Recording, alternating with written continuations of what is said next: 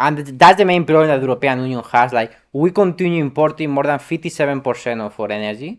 That's a critical issue because now, for example, the energy cost of industry in Europe, in the European Union, it's 50% above China and more than 2 times above the US. It's impossible to compete like that. Our products are not competitive if we are trying to compete with China that has 50% lower cost and the US that has 2 times lower cost.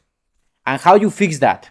The only way to fix that is by the energy transition, and it is not just a climate policy.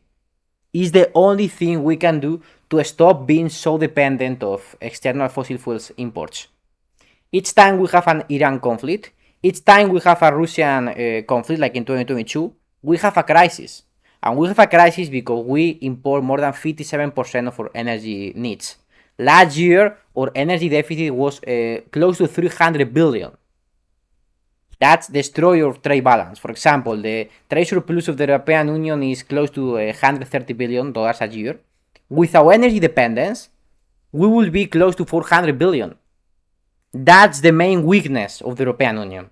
Not just because it's more expensive, it has higher costs. Not just for that, but because you are extremely exposed to any geopolitical conflict. Much more than the US and much more than China. Of course, much more than Russia. Energy dependence, for the same reason as military dependence, is a huge weakness. And the only way to fix that is by creating a common energy market. And by electrification, renewables and nuclear when it's necessary. That's the only way. And it's not a climate policy. It's the only thing we can do to remain not dependent of worldwide external shocks. We will have more conflicts in the Middle East. We will have more conflicts in Russia because we always have them. And the only way to not have an stagnation and an economic crisis each time that this happens is through electrification. There is not any other way. In the next 20 years, we are trying to electrify close to 60% of our economy. This will make us to be way less exposed to fossil fuels imports and to reduce our dependence when we have a crisis.